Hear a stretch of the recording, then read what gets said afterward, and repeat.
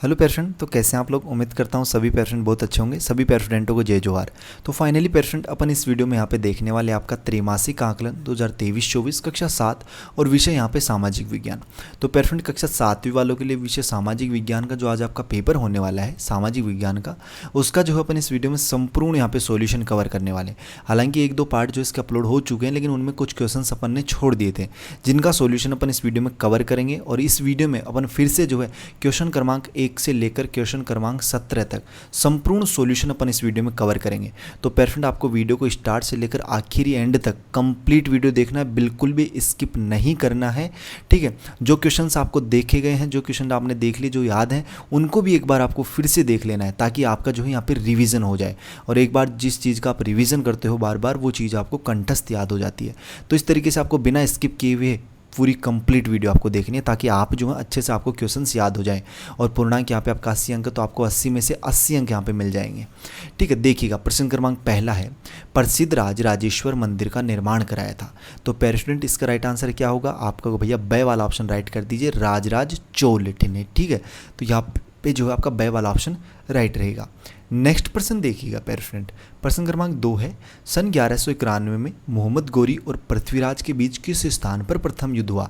तो पेरेस्टूडेंट इसका right answer हो जाएगा आपका ए वाला, तराइन के स्थान पर। कौन से स्थान पर? तराइन के स्थान पर। प्रश्न क्रमांक 3 है, केंद्र सरकार का प्रतिनिधि प्रत्येक राज्य में होता है, जिसे कहते हैं, उसे क्या कहते हैं पेरेस्टूडेंट? उसे राज्यपाल कहते हैं। से वाला ऑप्शन जो है ना, वो आप यहाँ पे राइट कर लेना। नेक्स्ट प्रश्न देखिएगा, विधानसभा चुनाव में खड़े होने के लिए उम्मीदवारों की आयु होनी चाहिए। तो पेरेस्टूडेंट इसका राइट आंसर हो जाएगा आपका द वाला, कम से कम 25 वर्ष होनी चाहिए। नेक्स्ट देखिएगा, पृथ्वी की सबसे भीतरी परत क्या है पेरेस्टूडेंट? तो आपका भैया क्रोड है। तो ब वाला ऑप्शन जो है ना, इसको आप राइट कर लो। प्रश्न क्रमांक 6 है, वायुमंडल की परतों में जब हम ऊपर जाते हैं तब वायुदाब, तो तब वायुदाब क्या होता है पेरेस्टूडेंट? घटता है। ब वाला ऑप्शन जो है ना, इसको आप राइट कर लेना। नेक्स्ट प्रश्न देखते हैं पेरेस्टूडेंट, अगला प्रश्न आपका अति लघु उत्तरीय प्रश्न है। प्रश्न क्रमांक 7 है कि महमूद गजनवी और चोल राजाओं के सैनिक अभियानों में अंतर बताइए। तो देखिएगा इसका आंसर किस तरीके से आप लोग जो है यहाँ पे करोगे, नोट कर लेना। क्वेश्चन क्रमांक 7 का आंसर पेरेस्टूडेंट कि महमूद गजनवी विदेशी आक्रमणकारी था, उसने भारत में सन, ठीक है, 997 से 1010 तक बार बार आक्रमण किया था। सैनिक अभियानों का उद्देश्य राज्य को जीतकर उसे लूटना था, जबकि चोल राजाओं के सैनिक अभियानों का उद्देश्य धन इकट्ठा करने के साथ साथ अपने साम्राज्य का विस्तार करना भी था। उन्होंने अपने समुद्री बेड़ों की मदद से समुद्र पार कर श्रीलंका, नेशिया, मलेशिया और मालदीव पर चढ़ाई की। श्रीलंका का एक बड़ा हिस्सा लंबे समय तक चोल राज्य का हिस्सा बना रहा। सैनिक अभियानों से मिले धन से चोल राजाओं ने कई भव्य मंदिर बनवाए। तो इस तरीके से आप क्वेश्चन क्रमांक 7 का आंसर जो है पेरेंट वो नोट कर लीजिए। नेक्स्ट प्रश्न देखिएगा आपका अगला प्रश्न। अगला प्रश्न क्या है? प्रश्न क्रमांक 8 है आपका, उचित संबंध जोड़िए। तो देखो ब्रह्मदेव, तो ब्रह्मदेव होते हैं पेरेंट यहाँ पे कौन होते हैं? ब्राह्मणों को गांव में गांव में ब्राह्मणों को गांव दान में देना ब्रह्मदेव होता है। पंचकूल हो जाएगा आपका गांव के परिवार, गांव के प्रमुख कृष्ण परिवार का मुखिया। शिव भक्त हो जाएंगे आपके नयनार, और विष्णु भक्त हो जाएंगे आपके अलवार। तो इस तरीके से आपको ये मिलान कर लेने हैं।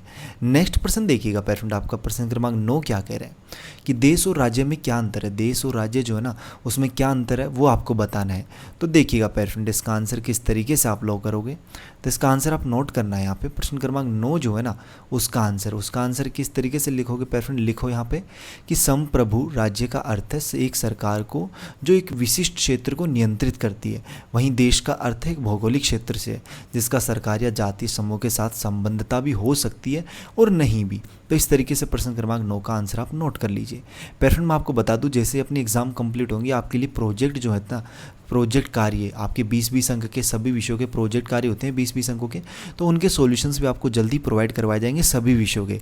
इसलिए आपसे रिक्वेस्ट है, जिसने चैनल को सब्सक्राइब नहीं किया है, जिस स्टूडेंट ने, जिस छात्र व छात्रा ने चैनल को सब्सक्राइब नहीं किया है, वो छात्र छात्रा जरूर चैनल को सब्सक्राइब करें, और जो बेल का नोटिफिकेशन है उस पर ऑल पे सेट कर ले, ताकि जैसे नेक्स्ट वीडियो अपलोड हो नेक्स्ट सब्जेक्ट की, तो उसका नोटिफिकेशन आप तक पहुँच सके। बेफिक्र रहिएगा, हर सब्जेक्ट के पेपर विद सॉल्यूशन आपको करवाए जाएंगे, तथा जैसे अपनी 6 मई एग्जाम आएंगी तब भी आपकी हेल्प की जाएगी, ठीक है। और बाकी आपके प्रोजेक्ट कार्य हैं उनके सॉल्यूशंस भी आपको बताए जाएंगे। देखिएगा प्रश्न क्रमांक अपन बात करें 10वें की, पर्यावरण क्या है, विश्व पर्यावरण दिवस कब मनाया जाता है। तो देखिएगा प्यारे फ्रेंड इसका आंसर किस तरीके से आप लिखोगे, क्वेश्चन क्रमांक 10 का आंसर। ठीक है, देखो भूमि, जल, वायु, पेड़ पौधे एवं जीव जंतु मिलकर प्राकृतिक पर्यावरण बनाते हैं। दूसरे शब्दों में पृथ्वी पर उपस्थित उन समस्त जैविक और अजैविक तत्वों का योग प्राकृतिक पर्यावरण कहलाता है। और विश्व पर्यावरण दिवस एक वैश्विक कार्यक्रम है जो हर साल 5 जून को मनाया जाता है। ठीक है, नेक्स्ट प्रश्न देखिएगा प्यारे फ्रेंड आपका अगला प्रश्न क्या है, प्रश्न क्रमांक 11वां कि वायुमंडल किसे कहते हैं, वायुमंडल में सबसे ज़्यादा कौन सी गैस पाई जाती है। तो देखिएगा प्यारे फ्रेंड इसका आंसर किस तरीके से आप लोग लिखोगे कि देखो धरती, क्वेश्चन क्रमांक 11वें का आंसर कि धरती की सतह के चारों ओर गैसों का आवरण पाया जाता है जिसे हम वायुमंडल कहते हैं। और शुद्ध और शुष्क वायु में नाइट्रोजन जो है वो 78% सबसे अधिक, ठीक है, क्या है प्यारे फ्रेंड, नाइट्रोजन पाई जाती है सबसे अधिक। नेक्स्ट प्रश्न देखिएगा आपका प्यारे फ्रेंड अगला प्रश्न है आपका यहाँ पे एक प्रश्न क्रमांक 12वां, तुर्की सेना और राजपूतों की सेना में क्या क्या अंतर थी, ठीक है, बताइएगा। तो देखिएगा किस तरीके से उनमें अंतर थे तुर्की सेना और राजपूतों की सेना में। क्वेश्चन क्रमांक 12वें का उत्तर लिखिएगा आप लोग उत्तर यहाँ से कि पृथ्वीराज मतलब राजपूतों की सेना बहुत बड़ी थी, उसमें पैदल सैनिक, हाथी व घोड़े थे। कई छोटे राजा व सामंत अपनी सेना के साथ पृथ्वीराज की मदद के लिए आए थे।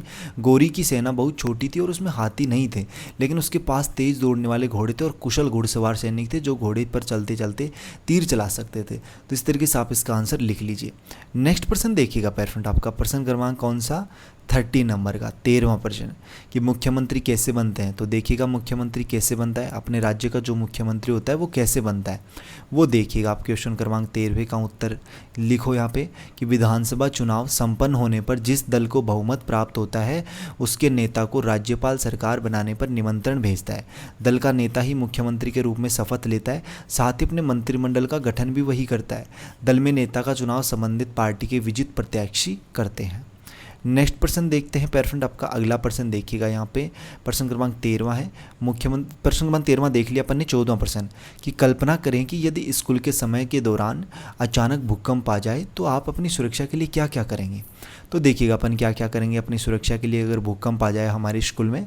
तो देखो इसका उत्तर लिखो यहाँ पे क्वेश्चन क्रमांक 14 का आंसर कि स्कूल के समय बीच अचानक भूकंप आने पर अपनी सुरक्षा के लिए निम्नलिखित उपाय करने चाहिए। कौन कौन से, स्कूल में किसी मजबूत टेबल या फर्नीचर के नीचे बैठकर हाथ से सिर और चेहरे को ढकना चाहिए। भूकंप के झटके आने तक अंदर रहें और झटके कम होने पर खुले मैदान में आ जाए। स्कूल की इमारत व बिजली के खंभों से दूर खड़े हो जाएं।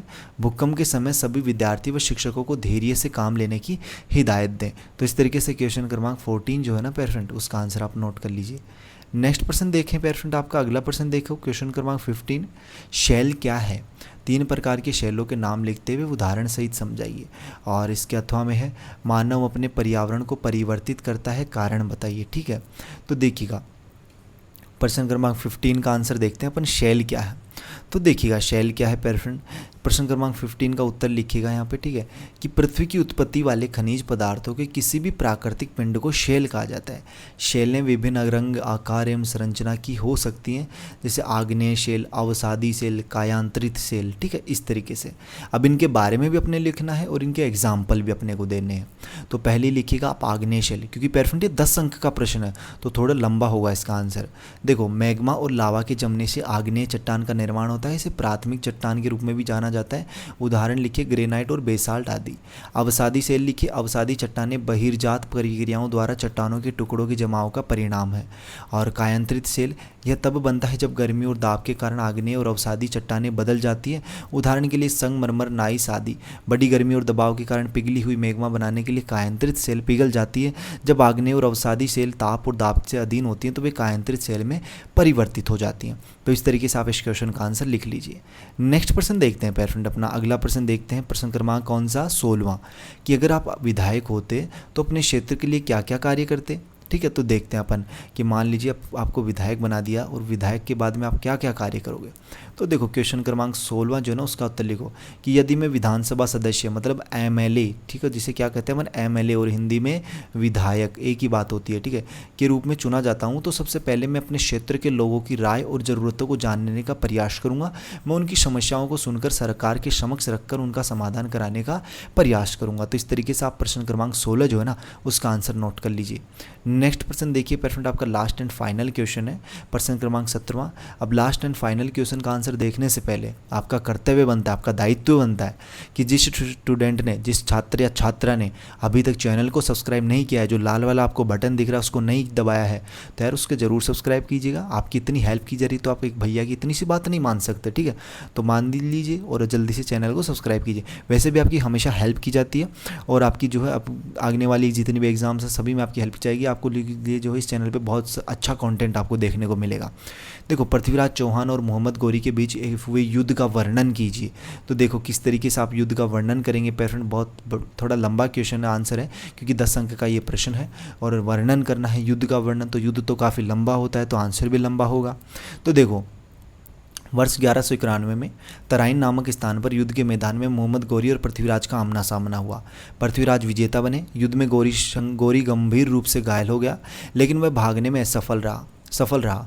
उन्होंने अगली लड़ाई की तैयारी में 1 साल बिताया। 1990 में तराइन में एक बार फिर जो है पृथ्वीराज का सामना करने के लिए लौटे। पृथ्वीराज के पास घुसपैठियों और कई हाथियों घोड़ों से युक्त बड़ी सेना थी। कई छोटे शासक और सामंत भी युद्ध में उसके साथ शामिल हो गए। गौरी सेना बहुत छोटी थी और उसके पास कोई हाथी नहीं था, लेकिन उसके पास तेज चलने वाले घोड़े थे और घुड़सवारी करते समय तीर चलाने में माहिर थे। जब गौरी के सिपाहियों ने पृथ्वीराज के हाथियों पर हमला किया तो हाथी उल्टे पांव भागने लगे और अपनी ही सेना को नष्ट करने लगे। उन्होंने हाथियों पर हमला कर दिया और उन्हें कुचल डाला। दूसरे युद्ध में राजपूत राजा को हार का स्वाद चखना पड़ा। तराइन की लड़ाई के बाद तुर्कों ने राजपूत को विस्थापित करने के बाद भारत पर अपना शासन स्थापित किया। तो इस तरीके से पेरेंट आप इस क्वेश्चन का आंसर यहाँ पे लिख लीजिएगा। उम्मीद करता हूँ किसी क्वेश्चन में किसी प्रकार का कोई डाउट नहीं होगा। 80 में से 80 अंक आपके आने चाहिए। मैंने हर एक प्रश्न का आंसर आपको बताया है, 1 से लेकर 17 प्रश्नों का आंसर आपको बता दिया है। फिर भी कोई डाउट हो तो कमेंट बॉक्स में जरूर बताइएगा। चैनल को सब्सक्राइब नहीं किया तो वेट किसका कर रहे हो, चैनल को जरूर सब्सक्राइब करें, बेल का नोटिफिकेशन उस पर ऑल पे सेट कर लें। तो मिलते हैं नेक्स्ट वीडियो में इसी होशम जेस के साथ। तब तक सभी लोगों को बाय, धन्यवाद, टेक।